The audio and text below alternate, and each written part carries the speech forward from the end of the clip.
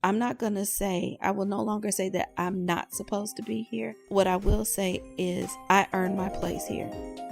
You are listening to It's All Mental Podcast, a show that empowers Black and Brown females on how to maintain good mental health through personal and real-life experiences. Each week, we explore various topics that any female can relate to. I am your host, licensed professional counselor, and owner of Glass Seats, Pamela Smith.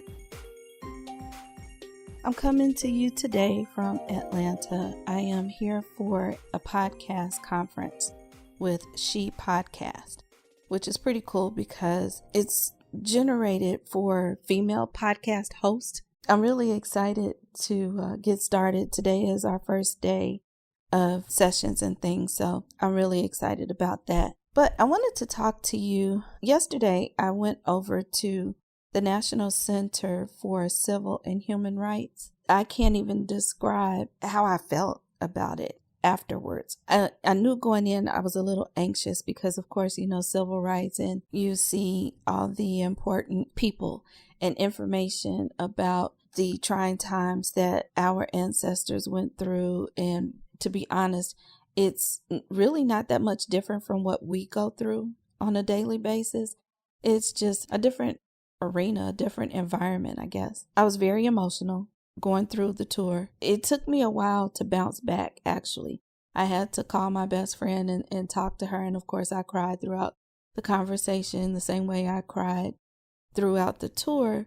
But it really hit home for me on a couple of levels. There was this one exhibit, I don't want to call it an exhibit, but there was this one section that showed Jim Crow laws for, I think, maybe 9 states, maybe 12. I can't remember. One section wasn't working, so I was a little bummed about that because I couldn't see it. But the thing that hit me the hardest was my people come from Kentucky. What people don't know is I am a descendant of one of this country's founding fathers, Patrick Henry. His great niece, Polly Skaggs, is my, what would she be? Great-great-grandmother. She is the mother to my great-grandfather, Peter Vertrees. So she's white. His dad was mulatto, as they call it back then.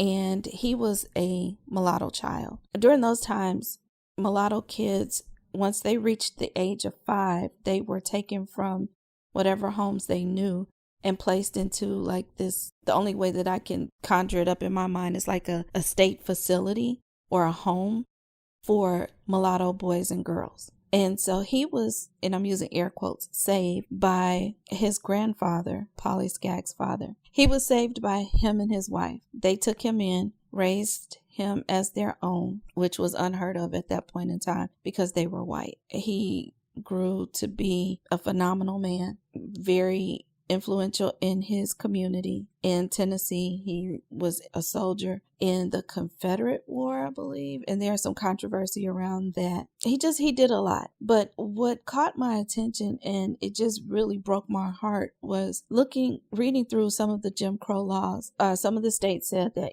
marriage interracial marriage was illegal. It wasn't allowed. But there were some states that would either put the white woman in jail if she had a mulatto child for a period of, I think one said no less than 18 months, no more than 5 years. There was another state that I think imposed a fine and jail time.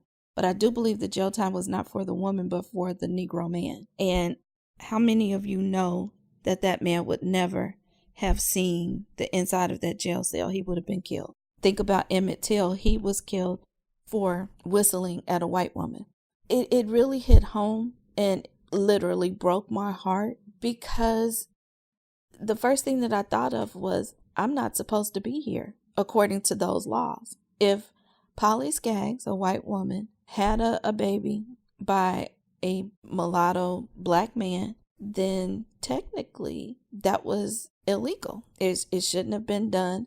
And I, as a descendant, should not have been here or should not be here. And that was a real hard pill for me to swallow. And like I said, it took a lot out of me yesterday. And I talked throughout my podcast about being an empath and an introvert. There will be some more talk about highly sensitive people, and all of that applies to me. But I don't know if it was the empathic part of me that was affected, or just the overall racial divide and everything, and the discrimination, and how we are still treated to this day. It was a lot. It was a lot to take in. But I would love to hear your thoughts, any experiences that you've had, while visiting places like this, or stories that you've heard that really made you question or be grateful, that you are here. You made it. It for me, after I thought about it, it just made more sense, and it confirmed.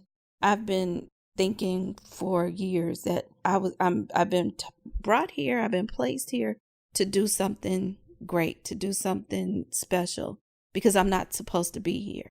And yesterday really confirmed that for me. But I will no longer say that I'm not supposed to be here.